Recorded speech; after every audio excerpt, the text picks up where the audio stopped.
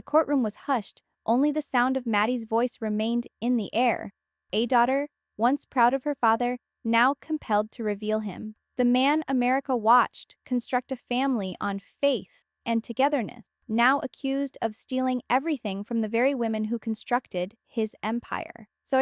As the documents came down to the judge's desk, the figure, low by dollars, Ling, glowed like a sore that refused to heal. This wasn't about money.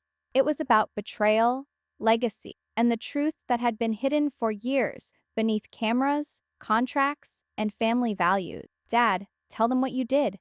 The crowd leaned forward, the courtroom stopped, because this time Kody Brown couldn't smile his way out of it. Let's dive in. But first, ask me in the comments, do you think family loyalty can endure a lie this large, or does truth always have to win? It started, as such tales often do, not in a courtroom, but over a kitchen table. Maddie Brown ran her hand over the weathered wood top of the table, the same table that her father had taught her to balance checkbooks on, to believe, to have faith that family was everything. The Brown surname was still warm back then, still meant trust, still meant laughter filling a home that reverberated through 4 separate houses. Yet beneath the laughter, fissures already existed. The vision of plural harmony was steadily disintegrating under the pressure of unpaid accounts, split allegiances, and a husband who was no longer the man they'd all followed to Flagstaff. Maddie saw it first in her mother's eyes. Janelle, previously practical and unruffled, gazing at an envelope with trembling hands. "It's from the bank again," Janelle whispered one evening, pushing a statement across the table. And there it was, a transfer. Big, multiple, made quietly.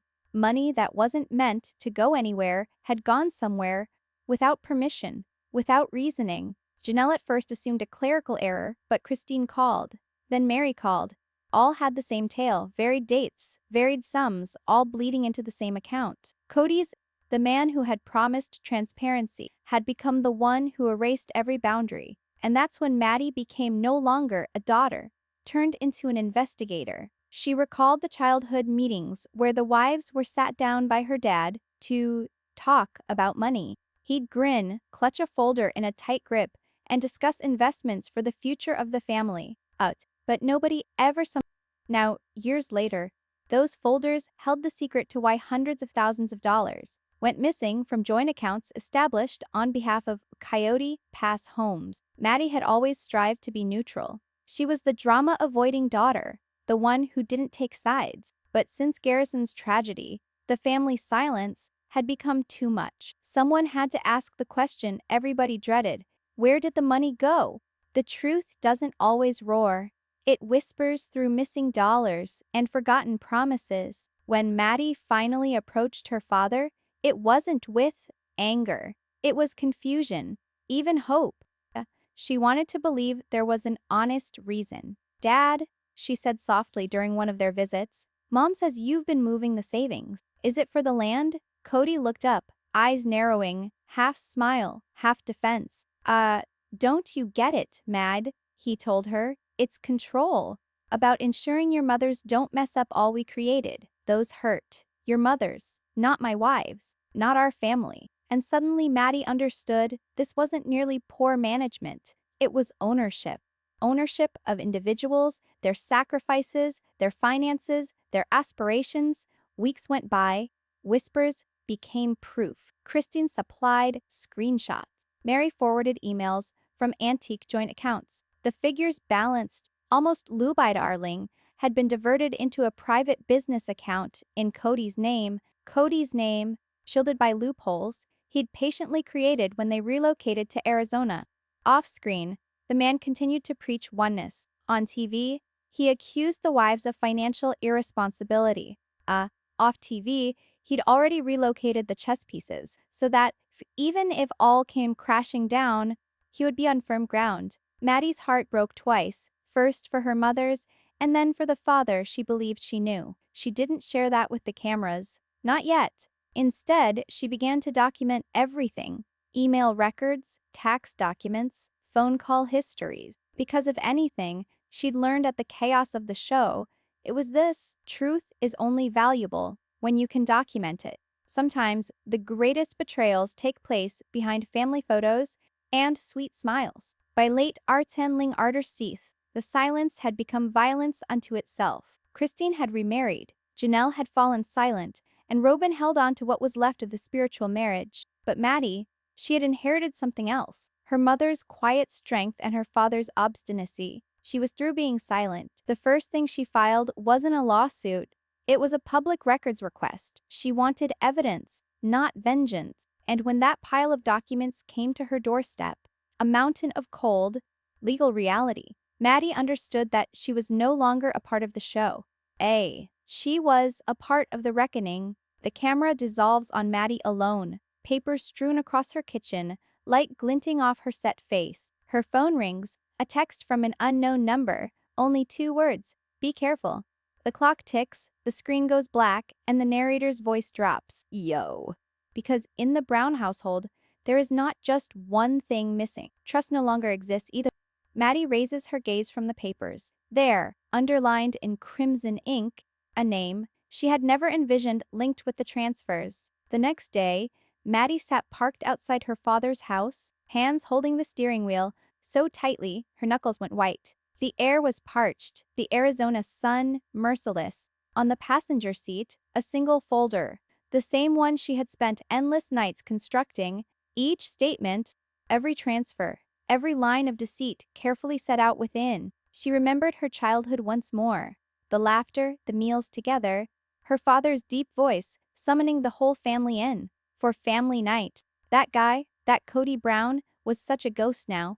When she finally emerged, the gravel crunching under the soles of her shoes was louder than the beat of her heart. Robyn opened the door tentatively. Her face was white, her voice shook. "Maddie? Your dad's in the office." "He's not in the best mood." Maddie nodded, forcing a small smile. "Neither am I." Inside, the room smelled of paper and coffee. Kody sat behind a heavy wooden desk, documents spread everywhere, some familiar, some new. His hair was tied back, his expression unreadable. "Maddie," he said with that same guarded tone, "if this is about the wives again, I've already explained." She let the folder fall onto his lap. Pages fluttered out like a deck of cards, each one with numbers that bled. Accusation. "I'm not here to discuss them, Dad," she whispered. "I'm here to discuss you." The instant you put truth on the table, silence turns into your best witness. Kody's gaze darted to the pages. A small muscle in his jaw twitched. "You've been digging," he grumbled. "I had to," she said. "You said you were doing it to protect the family. But whose future were you actually creating? Because it sure wasn't ours." He got up and paced, defensive tension emanating from every corner of the room. "You don't get how the business works, Maddie. I've supported this family for 40 years. Those women never concerned themselves with the figures. I did what needed to be done." Maddie's voice trembled, but she refused to give in. "You stole their life savings, Dad. You signed them, their hopes, onto a contract that none of them read." Kody pounded his fist on the desk. "I protected them from losing everything." The sound echoed through the tiny room, but Maddie didn't budge. Her father's fury no longer intimidated her. It only certified the truth. When a deceiver justifies his hidden thing, his anger is his admission. In the doorway, Robyn was whispering, "Kody, please." He did not heed her. "You think that you can judge me? You don't have any idea what it's like to be responsible for so many." Maddie moved in. "No, I don't, but I do know how it feels to watch my mothers weep over empty accounts. To watch Janelle speculate how she'll pay property tax on land you swore was paid off." His face wavered. For only an instant, that flash, guilt, fear, or both, gave her the courage to go on. "You said you were creating a legacy," she breathed. "Turns out it was a fortress, to shield yourself from them." Kody's shoulders slumped, the tension shattering beneath the burden of honesty. But his tone froze. "You have no concept of the harm you're doing, bringing this up." Maddie caught a breath, her voice gentle but firm. "I'm not doing the harm, Dad. I'm revealing it." She faced the door, prepared to leave the man who'd created an empire from secrets. That's when he came in, low and desperate. "Do you realize what they're going to do with that information? The network, the media, The lawyers, Maddie hesitated. Perhaps it's time that they finally learn who you are. There was a moment of silence. Nothing was left but the sound of the clock ticking between them. Then Kody spoke something she didn't anticipate. You believe I stole from them, but I ensured that money couldn't be stolen from me. Some day you'll get it. The words lingered in the air like poison. Sometimes the most terrifying aspect of betrayal isn't what is stolen. It's the way the thief proudly explains it. Outside, the desert wind kicked up, stirring dust through the light. Robyn trailed silently behind Maddie to her car, glassy eyes. He's terrified, she whispered. He knows they'll be coming for him now. Maddie glanced once more at the house. Sial, they're not going to be coming for him, Robyn. The truth. She put the car in gear, her reflection wavering in the rearview mirror. No longer a daughter, but a witness. And as the scene dissolves, we see Kody by himself at home, gazing at the folders she abandoned. One page catches his attention, a printed chain of emails with ... his signature on it, and the text transfer approved bolded. He folds it, puts it in a drawer, and locks it.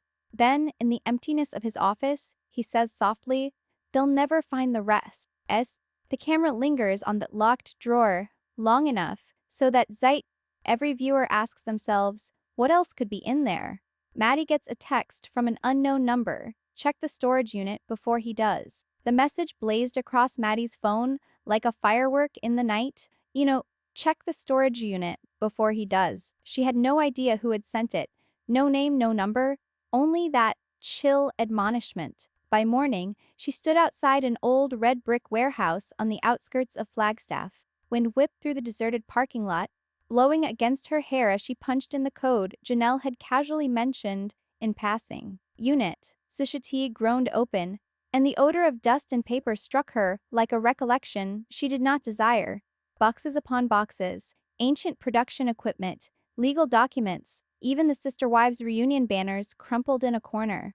But on the center shelf, identified as Family Phonesis, rested a solitary locked metal box. Maddie knelt, stroked her hand across it. The ink on the label was worn away, but 2 words remained readable: Coyote Pass. Occasionally, the truth lies patiently in a box you were never intended to open. Her heart was racing. She tried the keychain Janelle had bestowed upon her months previously. One key clacked. Within were dozens of flash drives and receipts, each drive with dates corresponding with the cryptic withdrawals. Her throat constricted. Each figure matched sensors, Ling, here, Sisterwool, Ling there. All channeled through a Brown Family Holdings LLC, listed only in her father's name. She was ill. Hours crept by before she became aware she was not alone. Footsteps sounded. Maddie? Christine's voice. Maddie turned, apprehensive, the flashlight shaking. Mom, how did you? Janelle called me, Christine explained, voice jagged but trembling. She said you discovered something. Maddie paused, then gave her one of the printed books. Christine's face went white as she followed the lines. He said this money was for constructing the houses, not for... Her voice shattered. She dropped onto a crate, covering her mouth.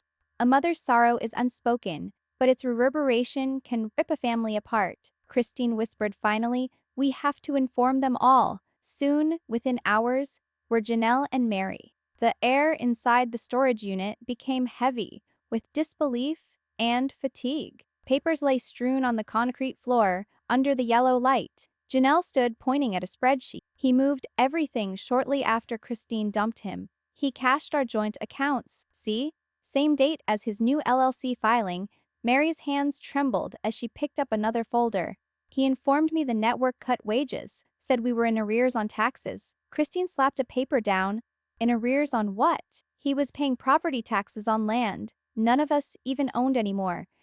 The women exchanged glances, decades of allegiance evaporating into the rustle of paper. Maddie broke the silence at last. We have enough to take him public, not only to the family, on the record, vacant space. Then Janelle nodded.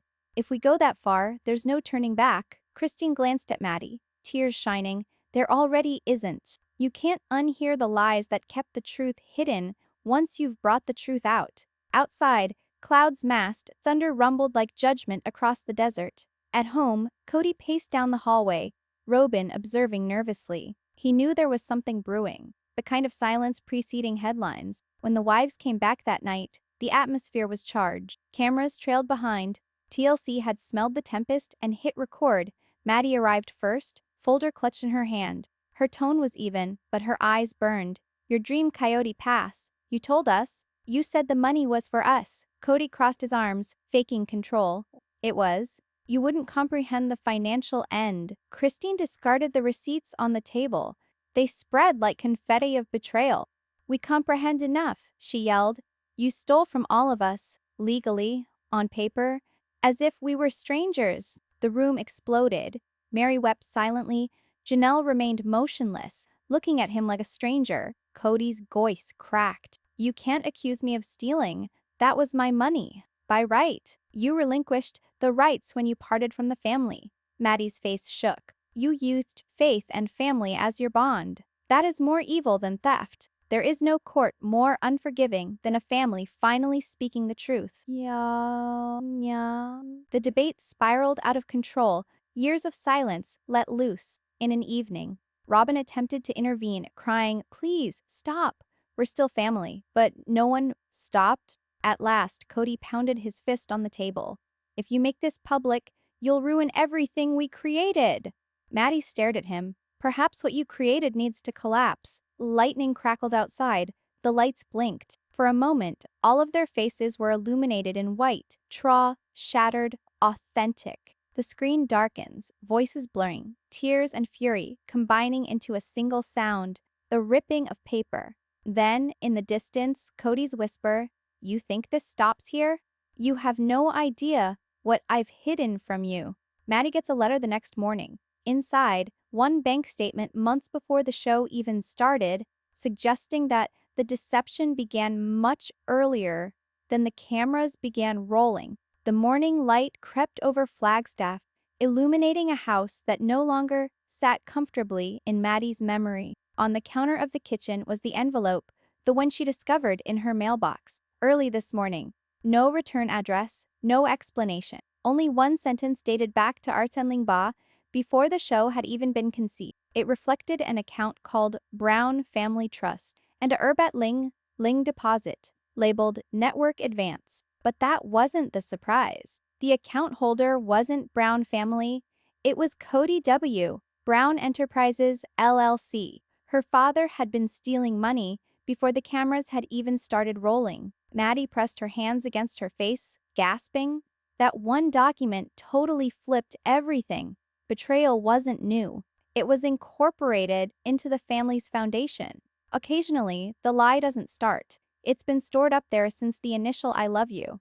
By afternoon, Christine, Janelle, and Mary returned home. The living room, formerly the backdrop for their Sunday interviews, now overflowed with folders, microphones, and a single documentary-type camera rolling for evidentiary record. Christine made the first announcement. "We take to court." Mary paused. "You have any idea what that entails? Years of filming, years of shame. Yelena." Janelle's tone was firm. "We've lived the shame. Now we live the truth." They signed the joint statement that would ignite the biggest scandal the Sister Wives world had ever seen. The leak came within hours. A local blogger posted screenshots of the transfers. Within Artersu's hours, every major entertainment outlet ran headlines.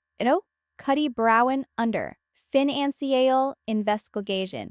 The man who once preached family unity was now a headline about betrayal. Third, when the world begins to listen, even the truth will sound like gossip until receipts come through. TLC fell silent, lawyers entered the scene, and cameras came back, this time, not for a reunion, but for proof. Kody was angry. "You sold me out. Everything I did for you," he bellowed on a leaked voicemail. Maddie played the voicemail in the deposition. The courtroom was small, pale, sterile. Not flashing lights, no production team, just oath truth. Her voice was steady as she testified, "He used our mother's money as leverage. He said it was to protect the family, but it only protected him." Robyn sat behind him, red eyes, fists tight. When Maddie glanced up from the witness stand, their eyes met, not with anger, but sorrow. Even love looks guilty when it remains silent too long. The prosecution's evidence slides materialized on the screen. Timelines, contracts, emails. The crowd gasped as one message indicated Kody telling a lawyer to centralize all funds under my control. Kody's defense was assured at first. Everything was legal, he told the judge. They agreed when they became a part of my business. Christine stood, quivering voice, fought. We agreed to love and partnership, not to being wiped out on paper. Gasps were heard throughout the gallery. The judge called for recess. Outside the courthouse, reporters filled the steps. Cameras flashed, microphones shoved forward. How does it feel to sue your dad? One asked. Maddie hesitated, then replied softly, it's not about suing him. It's about bringing him back to truth. That line went everywhere. Older viewers, longtime viewers, filled comment sections with heartache and support. The story changed. This was no longer gossip. It was family accountability, decades in the making. At home, Kody sat in silence. The house was almost vacant now. Robyn had taken the kids to her sister's for privacy. He turned on the TV, and for the first time, he saw himself not as the father or the leader, but as the headline villain. The camera scans his face, weary, defiant, shattered. He breathes softly. They don't know what I was hiding. A man who uses protection typically dreads the light more than the loss. Night descends. Maddie crosses her porch, phone ringing incessantly. Calls from lawyers, producers, fans, and strangers. She gazes up at the stars, weeping in her eyes, murmuring to herself, maybe this is healing, chaotic, but authentic. Then her phone rings again, a number she does not recognize. A message shows, you don't know everything. The money wasn't just his plan, it was theirs. Her breath catches. Theirs? She whispers, staring at the screen. She scrolls up, sees the sender's name, anonymous source, LLC employee, Artsen Ling Isher E. The scene cuts to Kody's office, where he opens the same locked drawer from before. Inside isn't just paperwork, it's a second ledger labeled Joint Account Partners, TLC Contracts. Since the last shot remains on his hand as he sets one of the documents on fire, the flames dancing in his eyes. Maddie's phone rings. A woman's voice she hadn't heard in years tells her, "You'll, sweetheart, there's something you need to know about how this all started. And it wasn't your father's idea." The voice on the phone was unmistakable, Maddie. It's Mary Kody. The world had come to a standstill. For months, Mary had been out of sight. No interviews, no quotes, not even a word about the family breakup. Now her quivering voice broke through the hum like an admission. Something I have to tell you. The money. It wasn't just your father's idea. I assisted him in initiating it. Maddie's breath hitched. You what? Mary sighed. When the show first began, we didn't understand how to handle the contracts. The network paid us as one unit. Kody wanted control, so the others wouldn't battle. I signed the initial documents, believing it was oneness, not betrayal. I never expected him to hold on to everything. Guilt can grow old quicker than time, particularly when it's adorned with a wedding band. The admission turned it all around. The Lopai Linglai wasn't created out of greed, though it was rooted in blind faith and the fear of losing the family's reputation. Subsequent to the week, the courtroom was more crowded than ever before. Journalists occupied the benches, cameras loitered outside. Kody occupied the defendant's table, eyes dim, hands folded too tightly. Maddie slipped in quietly, the creak of her heels sounding like a heartbeat. Mary was already on the witness stand, weeping but firm. I was with it from the start, she said to the judge. I believed we were shielding the family honor, but we were shielding a falsehood. Kody glared at her, his voice barely above a whisper. Mary, stop. But she didn't. The instant truth finally gets its say. Even loyalty forgets how to whisper. When Maddie testified, the room was silent. The judge questioned, Miss Brown, what are you seeking from this court? She faltered. Not revenge, Your Honor, just clarity, so no one else has to question where their trust went. She set one last piece of paper on the bench, the oldest ledger, establishing that the so-called family trust never existed. The judge nodded solemnly. Mr. Brown, you misrepresented jointly earned money as your own property. You'll repay the contested funds and lose partnership rights. The ruling dropped like thunder. Kody's face contorted, not outrage this time, but loss. All those years of establishing a family empire boiled down to some words on paper: forfeited, repaid. The wives sat in silence. No one applauded. It wasn't victory, it was sorrow. After court, Maddie emerged into the night air. Reporters yelled her name, flashes overwhelmed her, but she continued on. Christine caught up, slipping an arm across her shoulders. "You did it," she whispered. "No," Maddie breathed. "We all did. And we all lost something. Justice doesn't heal. It simply closes the wound." Weeks passed, and the headlines died away. TLC released a statement regarding respecting privacy. Kody avoided the public. Robyn stood aloof. Janelle sold her Coyote Pass share and moved back near her children. Maddie sat alone in her small office, surrounded by piles of returned paperwork. Paid back, money paid back, accounts shut down. And she regarded one last letter, untouched, from her father. The handwriting was unsteady. "Mad, you were right. I lost myself trying to save what was already lost. Take care of them for me."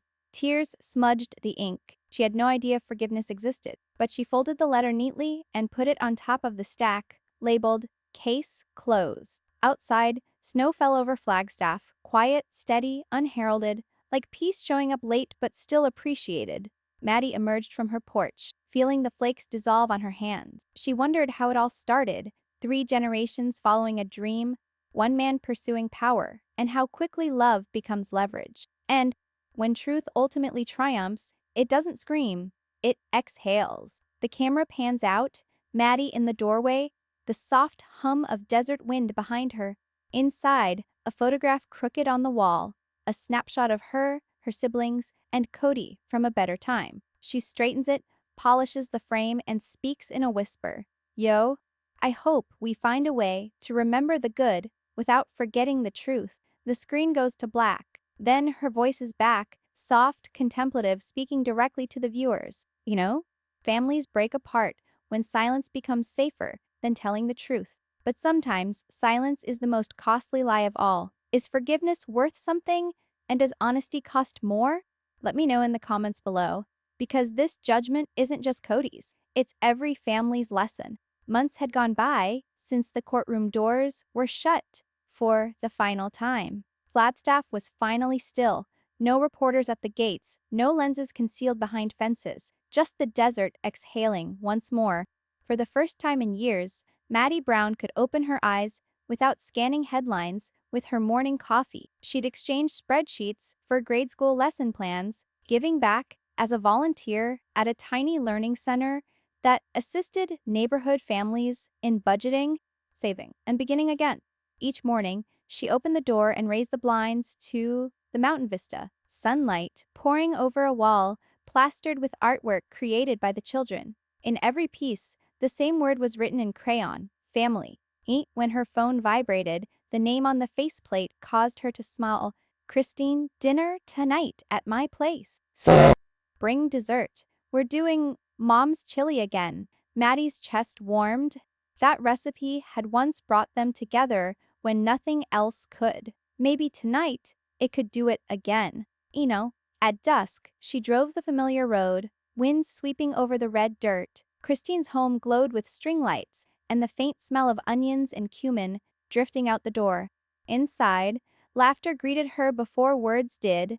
Janelle stood at the counter, playfully needling Christine over the spice. Mary, still quieter than she'd been before, was trimming bread with delicate precision. No TV lights, no lights from the makeup, just actual faces, actual smiles. Sometimes peace doesn't come with an apology. It comes in quietly when you choose to stop waiting for one. "Yo, look who's here!" Christine shouted out as Maddie entered. "The woman who started a revolution." Maddie flushed. "Don't say that. I just spoke the truth." "Precisely," Janelle replied. "That's what revolutions typically begin with." "Liliana." They laughed, quiet and real, the sort of laughter that chases the silence from a house after decades of echo. Mary even smiled. "I shy." She said, I used to think family was about faking like everything was fine, but perhaps family is just about being present, even when it isn't. Yo, Maddie leaned across the table, reached out and took her hand. It means arriving and persisting. They bowed their heads before they ate, not in prayer, but in thanks. The clicking of spoons, the hum of voices, the smooth cadence of forgiveness filled the room like music. Rain tapped gently outside against the windows, darkening the desert sky. Forgiveness doesn't erase the past. It simply prevents it from dictating the future. You know, in the evenings, after dinner, and while candles burned low, Christine produced an ancient photo album. There they were: Vegas, Utah, birthdays, weddings, babies. Kody's smile wide and sure. Christine's face soft but far away. Janelle solid. Mary questioning. Robyn glowing with renewed hope. Maddie touched one of the pictures of the three of them at Coyote Pass. For years, that land had been an emblem of hurt and loss. Now, it just appeared to be open ground again, waiting for something to happen. Later, after all the guests had departed, Maddie lingered on Christine's porch. The night was redolent with rain and sage. The moon was low and full and patient. She took out the creased letter in her pocket, the last her father had written. Mad, you were right. I lost my way trying to guard what was already lost. Take care of them, for me. She read it twice, and then she hid it again in her coat. Oh, perhaps forgiveness wasn't something you did once. Perhaps it was slow building, one honest day at a time. Kiddo. Robyn's headlights showed in the distance. She got out quietly, carrying a little box. I didn't know if I should come, she said. Maddie smiled. You're here. That's enough. In the box was a picture frame, years old, all of them sitting together at a picnic, smiling, like they didn't know how easily happiness could shatter. On the back, written in Robyn's script, no matter how far we fall, love should still multiply. Maddie's eyes welled up, but she laughed through tears. Maybe it finally can? The tale started out a lie, but it ends with something truer: understanding. The next morning, sunlight poured through her kitchen window. Her desk, once covered with legal files, now held her laptop open to a blank document titled "How the Truth Healed My Family." In Z, she began to type. Each word felt lighter, freer, more hers. Outside, children's voices echoed from the Learning Center playground. Maddie paused, looked out the window, and whispered, "Dad, I'm telling it right, this time." Ew. She set the old judgment beside his letter and glued a note below them. Never again, silence. The camera pulls back as the desert spreads golden in the morning light. Eek. Healing isn't the opposite of hurt. It's evidence that hurt was never the end. The music builds, slow and warm. Maddie comes out, arms folded against the chill of the wind, as she watches the sun rise over the mountains. Her voice comes back one last time. Families stumble, recover, and redefine love. The Browns' tale wasn't ideal, but it was true. And sometimes that is all that matters. She gazing out to the horizon, hope shining in her eyes. This isn't the end of the sister wives' tale. It's the start of truth finding its place. If you think stories like this deserve to be shared with heart, with honesty, and with hope, stay with us. Subscribe to the TLC News, share this video, and comment below. Would you forgive or seek justice? Your voice counts here.